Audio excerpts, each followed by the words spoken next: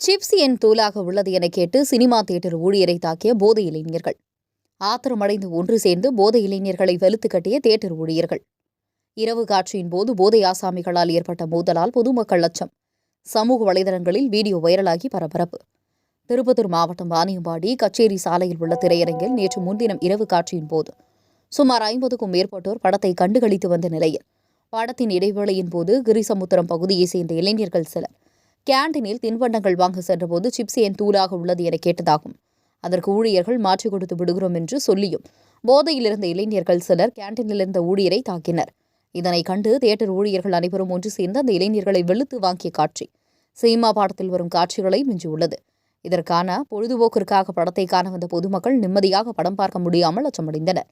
பின்னர் தகவல் அறிந்த தியேட்டர் மேலாளர் இரு தரப்பினரையும் சமாதானம் செய்தபோது போதை இளைஞர்களுடன் வந்த மற்ற இளைஞர்கள் தாங்கள் செய்தது தவறுதான் என ஒப்புக்கொண்டு சென்றதாக கூறப்படும் நிலையில் மோதல் நடைபெற்ற வீடியோ சமூக வலைதளங்களில் வைரலாகி பெரும் பரபரப்பை ஏற்படுத்தி வருகிறது. நாளுக்கு நாள் கஞ்சா மற்றும் மதுபோதையில் இளைஞர்கள் சீரழிந்து வரும் நிலை ஏற்பட்டுள்ளதாகும். இதுபோன்ற சம்பவங்கள் பல பகுதிகளில் நடைபெறுவதால் பொதுமக்களும் அச்சத்துக்குள் வாழ்ந்து வரும் சூழ்நிலை உருவாகியுள்ளதாக சமூக ஆர்வலர்கள் குற்றம் சாட்டுகின்றனர். உங்கள் பகுதியில் உடனுக்குடன் முக்கிய செய்திகள் உங்கள் வர நொடியில் காண எங்கள் தவசி நியூஸ் 24 சேனலை காண தவறாதீர்கள்.